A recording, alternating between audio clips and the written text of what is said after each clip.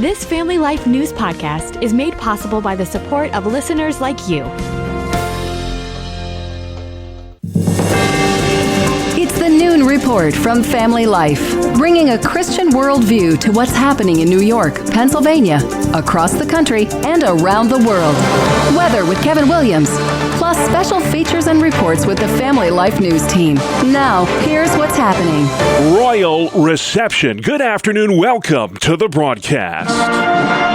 President Trump and First Lady Melania on a 3-day stay in the UK. The pomp and pageantry began this morning with a carriage ride along the lavish grounds of Windsor Castle. Reporter Ali Barrett says this is a history-making trip for the Trumps. This is not an honor that's been extended to a democratically elected leader in modern history, and normally the protocol for a second-term US president would be tea or lunch with the monarch rather than a second full state visit. Following lunch with the King and Queen, Mr. and Mrs. Trump took part in a wreath-laying ceremony at the tomb of Queen Elizabeth II, who hosted the president during his first state visit in 2019. Tonight, the Trumps will be treated to a white tie state banquet, and tomorrow the president meets with British Prime Minister Keir Starmer. It's been 1 week since the assassination of Charlie Kirk, and his accused killer made his first court appearance yesterday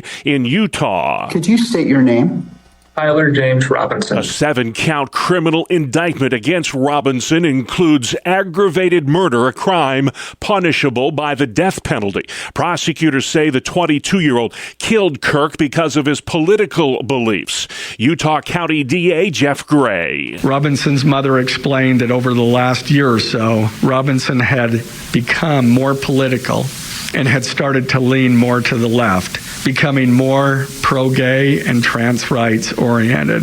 She stated that Robinson began to date his roommate, a biological male who was transitioning genders. Former Department of Justice official George Terwilliger says a text exchange between Robinson and his roommate reveals a lot. This guy was just totally disconnected from reality. He didn't leave a trail of breadcrumbs to his guilt. He gave a roadmap to his door. The FBI says there are dozens of others whom Robinson communicated with online, and they could be charged if it's learned they knew about the plot to kill Kirk and did nothing to stop it. Former federal prosecutor Katie Cherkatsky. It looks like the romantic partner seemed very genuinely shocked based on at least the snippet of the exchange that the DA read off yesterday. So I don't believe that there's any indication that they're involved. Of course, that's not off the table.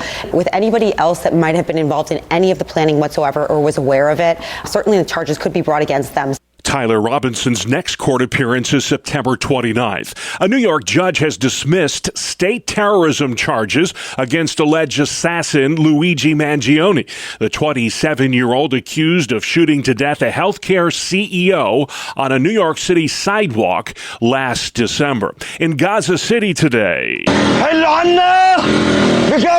that is the sound of Palestinians clogging a coastal road as the Israeli incursion intensifies. The IDF has opened up a temporary route for civilians to flee the ground invasion. Secretary of State Marco Rubio is in Qatar trying to secure a peace deal that would end the fighting between Israel and Hamas. He says the window for diplomacy is closing fast. A Spirit Airlines jet got too close for comfort yesterday to Air Force One as the president and first lady were headed to England. That Boston-bound flight came within 8 miles of the presidential aircraft in the skies over Long Island. Here's what it sounded like on air traffic control. Pay attention, Spirit 1300, turn 20 degrees right. Spirit 1300, turn 20 degrees right now. Spirit Wings 1300, turn 20 degrees right immediately. The Spirit jetliner had taken off from Fort Lauderdale. Consumer spending was higher than expected in August, fueled in large part by a robust back-to-school shopping season. Retail sales rose more than 0.5% from July. And for the first time in nearly a year, the Federal Reserve Board is expected to cut interest rates today. Business analyst Kelly O'Grady. If we hear a lot more concern about the potential impact of tariffs, that's where you're going to start to hear economists say the word stagflation, that the Fed is concerned about high inflation and high unemployment. And that's an area that no one wants to get into, and we haven't seen in our economy for quite some time. Most analysts are predicting about a quarter-point rate cut by the Fed today. Expected decision after 2 o'clock this afternoon. It was an historic night in Major League Baseball. Fly ball, right field, foul pole. It is fair and gone. The call on the MLB network as Seattle Mariners catcher Cal Raleigh hit his 55th home run of the season, and that breaks the all-time record for switch hitters that was set back in 1961 by Mickey Mantle. Later in the win against Kansas City, Raleigh hit number 56 on the season. Been quite a year for him. And still to come on the Noon Report, Hochul leads Stefanik, senior citizen scam, and canned food recall. Good afternoon. I'm Kevin Williams, tracking a bit of rain in parts of Pennsylvania, but a bit of sunshine in other parts of our region. I'll have forecast details coming up in 10. All right, been a while since we've said that word, rain. Thank you, Kevin. In the meantime, let's check the stories making news where you live. Rochester, New York-based Wegmans is recalling 3 of its canned fruit products. Wegmans organic sliced pears, food you feel good about halved pears in pear juice, and Wegmans canned fruit cocktail. All of it could contain unsafe levels of lead. Anyone who purchased the fruit with a best buy date of September 1st, 2027, you can return it for a full refund. Nearly 140 senior citizens across Western New York were recently conned out of nearly $12 million of their dollars in an elaborate fraud scheme.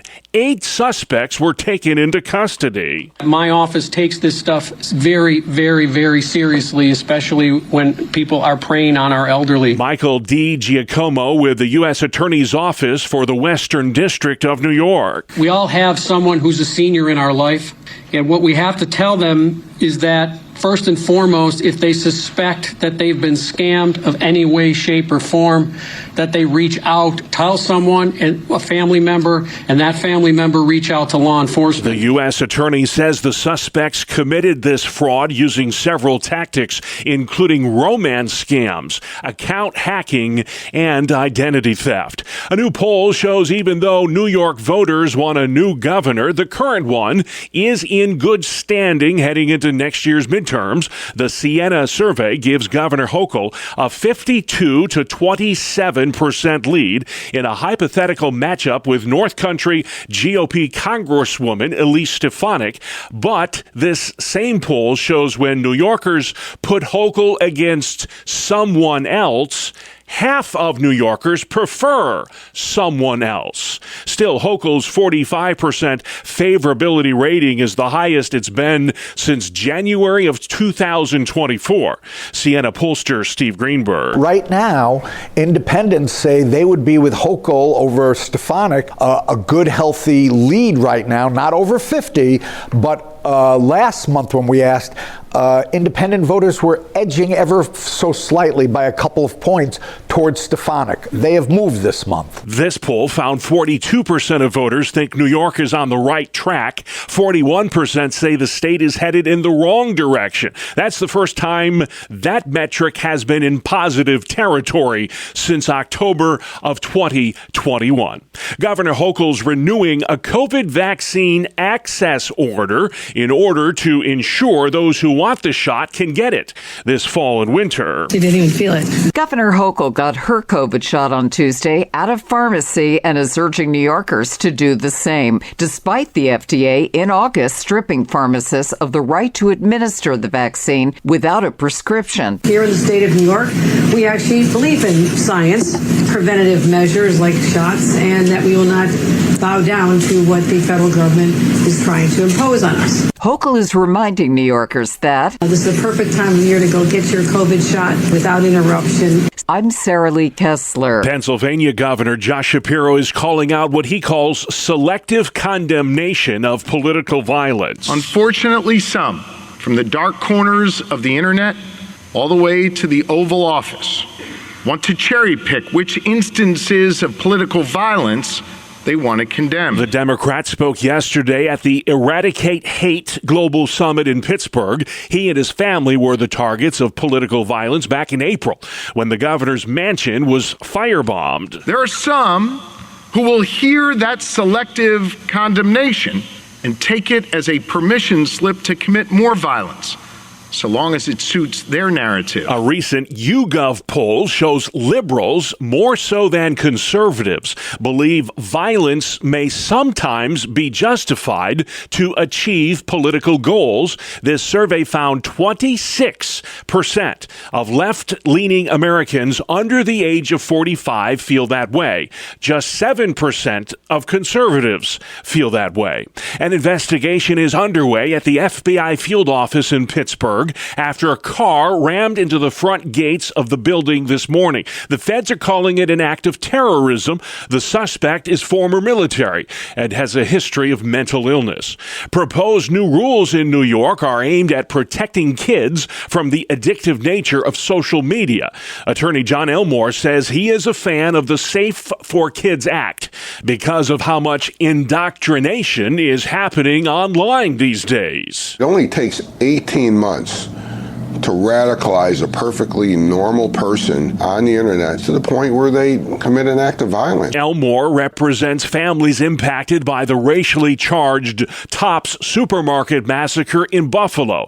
The shooter, a self-avowed white supremacist, was radicalized online. They get confirmed all of this misinformation, and then it becomes their reality. And it's a danger to society, and it's a danger to our children. The Safe for Kids Act prohibits social media notifications for minors and bans addictive algorithm-based feeds. We are in a highly polarized society. It's us against them. It's left versus right. It's red versus blue. It's black versus white. And some of the stuff is just presented to people in a way that they can't look away from it. Elmore says the Safe for Kids Act impacts how children consume content on such platforms as Instagram, Facebook, TikTok, and Snapchat. As a result of these new restrictions, these social media platforms could stand to lose over $100 million a year in revenue. A century-old military school in Pennsylvania has just announced it's shutting down. The story from Family Life's Brian Query. The nearly 100-year-old Valley Forge Military Academy will close its doors in May after years of shrinking enrollment, rising costs, and allegations of abuse and mismanagement. In a statement released by the school, trustees said the academy's future was, quote, no longer viable because of soaring tuition and liability premiums. Founded in 1928, the once elite boarding school for boys has many notable alumni, but enrollment has dropped from more than 700 students in the 1980s to just 150 last year, while tuition has climbed.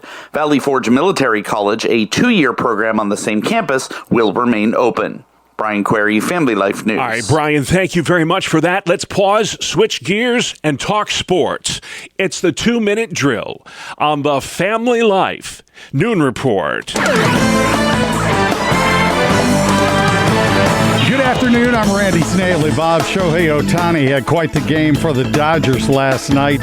He tossed 5 no-hit innings, and he hit his 50th home run on the season. But the Phillies spoiled his night. Rafael Marchand hit a go-ahead 3-run home run in the top of the 9th, and the Phils won the game 9-6. Philly got a 3-run shot from Brandon Marsh during a big 6-run 6th inning in the victory. The Yankees had a 10-1 lead over Minnesota and almost blew the certain victory, holding on to win it 10-9. Trent Grisham hit a home run and drove in 3 for New York. The Mets played long ball against the Padres. Brett Beatty, Frankie Lindor, Pete Alonso, and Cedric Mullins all went deep in the Amazons' 8-3 thumping over San Diego. The Cubs lowered their magic number to 1 for clinching a playoff berth by beating Paul Skeens and the Pirates 4-1. Skeens was pulled after just 3 2/3 innings. He gave up 3 runs on 7 hits and 3 walks. It was the shortest outing of his young career outside of a mostly ceremonial 2-inning stint at Yankee Stadium last season. Elsewhere in baseball, the Braves took a pair from Washington, 6-3 and 5-0. The Cards shut out the Reds 3-0. Miami beat the Rockies 6-5. Arizona kept the pressure on the Mets by winning a 6-5 decision over the Giants. The Guardians won a 10-inning affair over the Tigers 6-5. Toronto also won a 6-5 game over Tampa Bay. Seattle pounded Kansas City 12-5. Another 6-5 game saw the Astros come out on top of the Rangers. The Red Sox lost 2-1 against the A's, and the Brewers dominated the Angels 9-2.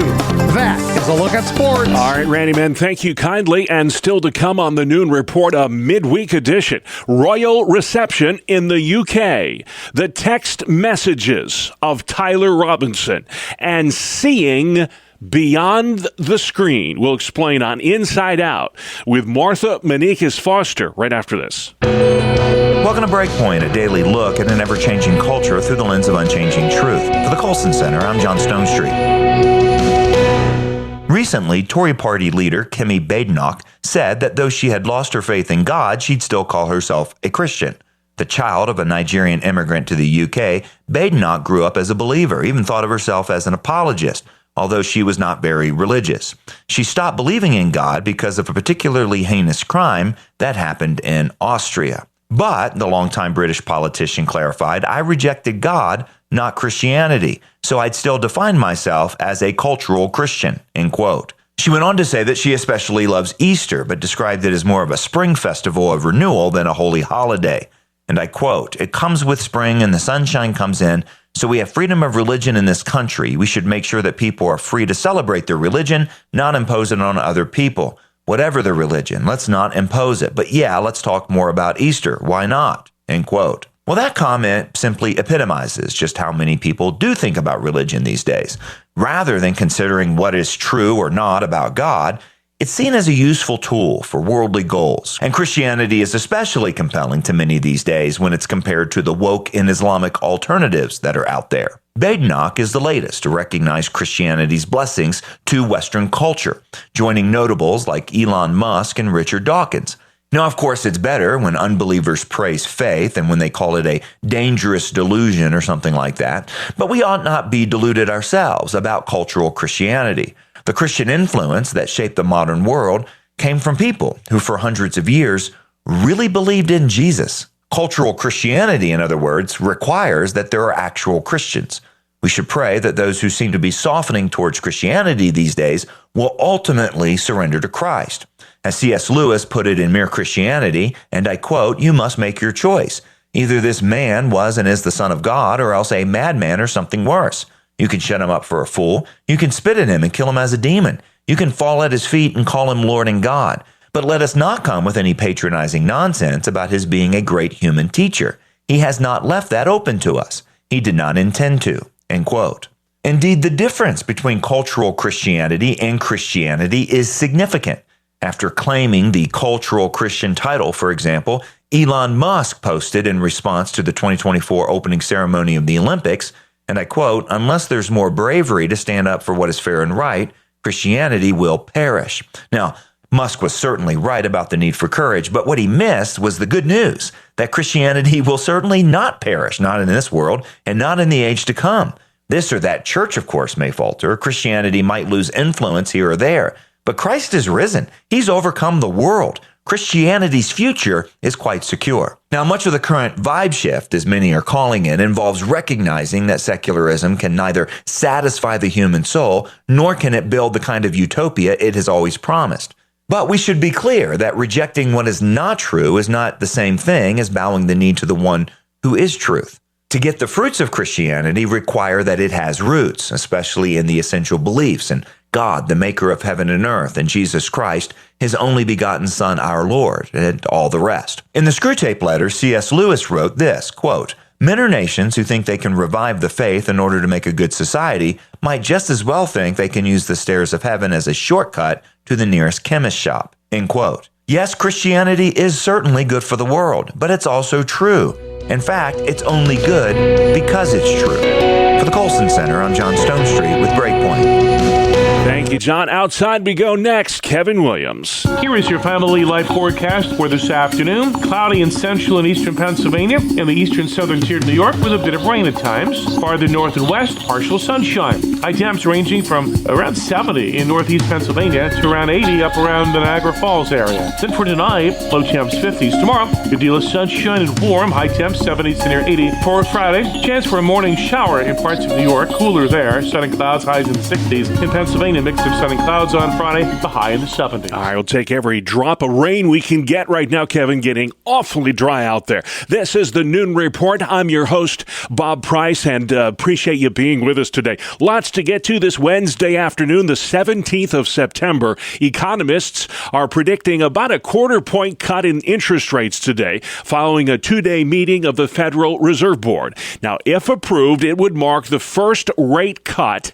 since December of last year. President Trump has been clamoring for one for months, claiming it's just what the economy needs to get going. Royal reception in the UK. President Trump and First Lady Melania are there today in the midst of a lavish state visit. They were received this morning at a welcoming ceremony by the King and Queen at Windsor Castle.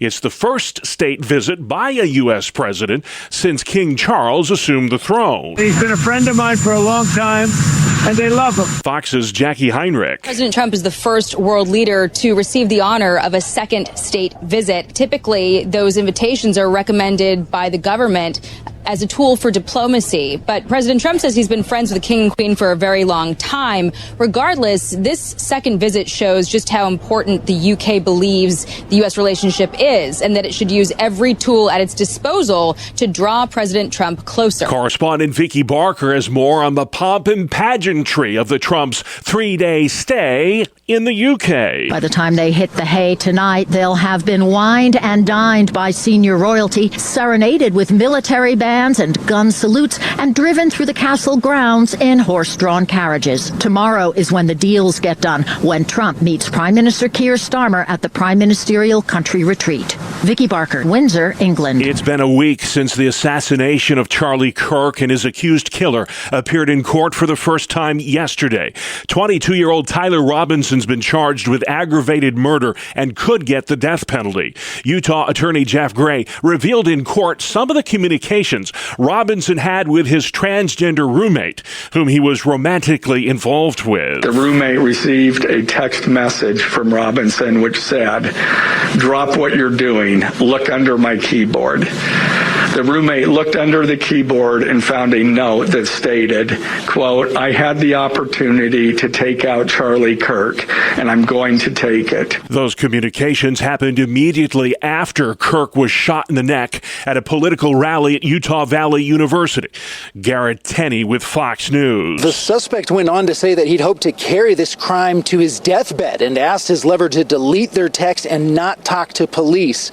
Yesterday on Capitol Hill, FBI Director Kash Patel said investigators are tracking down each and every person who the accused killer had been in touch with leading up to and after the shooting. Florida Republican Rick Scott is calling for a national day of remembrance for Charlie Kirk on October 14th, which would have been his 32nd birthday. A New York State judge has dismissed terrorism charges against alleged assassin Luigi Mangione, the 27-year-old accused of shooting to death healthcare CEO Brian Thompson on a New York City sidewalk in December of last year. Israeli forces are forging ahead with a new ground offensive in Gaza City. The BBC's Yolande Nell. Many of those fleeing Israel's deadly bombardment in Gaza City are heading south along the coastal road on foot. Others have been stuck for hours in cars, lorries and donkey carts. Now Israel's military says it's opening another route through the center of the Strip for 48 hours as it tries to force people to leave. The Trump administration's ordered national parks to remove some references to slavery. The National Park Service is removing certain signs and exhibits, including the painting known as the Scourged Back, which shows the scars on the back of a slave who had been whipped. Items will also be pulled from the president's house site in Philadelphia, where George Washington kept slaves. Last month, Trump called for a similar review of Smithsonian Smithsonian museums. We want the museums to talk about the history of our country in a fair manner, not in a woke manner. That report from Michael Wallace. Adults who consume cannabis are nearly 4 times more likely to develop type 2 diabetes as those who do not. This is based on research from Boston Medical Center. They analyzed data from more than 50 healthcare groups across the U.S. and around the world. 24 states, including New York, have adult use recreational marijuana laws. 40 states, including Pennsylvania, permit pot for medicinal purposes. There's talk of putting a casino smack dab in the middle of Times Square. What do these New Yorkers think about that? A casino in Times Square will just disrupt our entire ecosystem. We're not anti-casino, we're anti-casino in Times Square. A casino can go anywhere, and there are 7 other very viable sites. Caesars Palace is partnering with rap mogul Jay-Z for this proposal. Supporters say it would bring billions in tax revenue and create jobs. Broadway opposes the move to plop a casino in the heart of the theater district. You're listening to the Noon Report for Wednesday on Family Life. Welcome to Family Life's Inside Out, where we look at how God transforms his people from the inside out. I'm Martha Manikas Foster. Today, Dr. Kathy Cook is my guest for a conversation about the dangers of screens and the internet, yes, but also the continued potential for developing offline lives of our children and teens. Dr. Kathy Cook is the founder of Celebrate Kids Incorporated. Dr. Cook, would you summarize for us what you see as the most unwelcome effects of total access to the internet on children and on teens? Well, they don't have healthy relationships with people that they see face to face. Hard to get them to really engage, and that's because they don't have experiences with that, and they're satisfied by their texting relationships. They're struggling to be resilient and to handle the ups and downs that come with life because technology has taught them everything should be easy, automatic, and fun. So they give up and they give in far too frequently. Also, a major concern that we have at the ministry is that they trust Siri and Google, and they don't think they need what I would call real authority. Authority has failed them, and so because authority is failing, they think, well, I might as well be my own authority. That authority issue is a huge problem. Dr. Cook, the same technology that has the potential to warp development, like we've been talking about, is also often required to get through the day. So how can adults help children see beyond the screen and flourish physically, mentally, and spiritually? I love your really healthy reminder that technology is here. It's here to stay.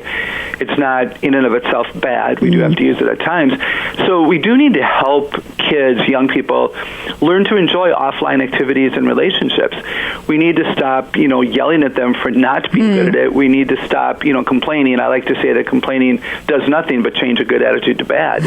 It doesn't help our kids. So if you're concerned about the young people who are too much into their screen and they're not into the offline activities that you believe are life-giving, then demonstrate that. We need to demonstrate a vibrant relationship with the God of the Bible and a vibrant relationship with the people we love. We need to show our young people that we're sacrificing to spend time with other people because people matter. And we need to understand that they don't yet quite understand that because they haven't had enough experiences. So we need to, introduce them to good old-fashioned board games that go to a slower pace. They allow for deeper thinking and conversations. They may not ask, hey, Grandpa, could we play checkers? Or, Dad, could we, shoot hoops or play a game together? But we know that it's best for them, so we need to walk toward them and say, hey, do you want to go shoot hoops? They also need to sleep more, and we need to help them do that. They need to learn to advocate for themselves and not always expect moms and tech to take care of them. Right. What questions might you use to interrogate a game or activity? I would actually love to have us spend more money on experiences than on toys and games. But give them experiences. Why? Because they do them with someone else. And then I would go back to when I'm going to vet a game or an activity, is it something they need someone to play with? And I would buy that. Don't buy them something that they can isolate with because they're already isolating with their screen. So this is why, jigsaw puzzles that the family does or a board game that requires 4 or more people of all different ages is a good idea. And you can also vet the experiences. I'm a huge fan of museums and zoos, botanical gardens, presidential libraries and birthplaces. No joke. If you haven't thought about this, I'm also a huge fan of factory tours. Now, again, Martha, they're not going to ask for that. Right. But you know that you would enjoy doing that with your grandkids. And then the discussion you have afterwards. Mm-hmm. I live not too far from an ice cream factory. Come on, who would not want to go? Okay, I'm take in. a I'm tour in. Yes. of how ice cream is made, and then you go out for ice cream after. Yeah. Did somebody say ice cream? Thank you, Martha. Inside Out airs Wednesdays during the noon report. You can catch it online as well at Apple Podcasts, Spotify, YouTube, or our website, familylife.org. Good afternoon. Here is your Family Life regional weather forecast. A storm system along the Mid-Atlantic coast will mean a little rain this afternoon for parts of central and eastern Pennsylvania and even a little portion of eastern and southern areas of New York, while the rest of the region remains dry and in some cases in a drought. The call for this afternoon, again, cloudy in central and eastern Pennsylvania and the eastern southern tier of New York with a bit of rain at times. Farther north and west, partial sunshine. High temps ranging from around 70 in northeast Pennsylvania to around 80 up around the Niagara Falls area. Then for tonight, still cloudy across eastern Pennsylvania, a bit of early rain, partly cloudy to clear elsewhere, low temps 50s. Tomorrow, good deal of sunshine and warm, high temps 70s to near 80. And then for Friday, chance for a morning shower in parts of New York, cooler there, sun and clouds, highs in the 60s. In Pennsylvania, mix of sun and clouds on Friday, the high in the 70s. All right, great work. Thank you, Kevin. Finally at noon, nobody does milk quite like Stewart's, the Ballston Spa, New York-based, family-owned convenience store chain. Stewart's just won 17 awards at the World Dairy Expo in Wisconsin. Stewart's shops took top honor for their eggnog, rainbow sherbet, and strawberry milk. It's the second time in 3 years that Stewart's eggnog was named Best in North America. How about that? Founded in 1945, Stewart's shops operate over 400 stores across central New York, the North Country, the Hudson Valley, Vermont, and New Hampshire. A few weeks ago, Stewart's was named the best milk in New York for the 4th year in a row at the Great New York State Fair in Syracuse. Way to go, Stewart's. And that's our world, the world we live in. Wednesday, September 17th. I'm Bob Price, Family Life News. You've been listening to the Noon Report, heard weekdays on Family Life. Thank you for listening.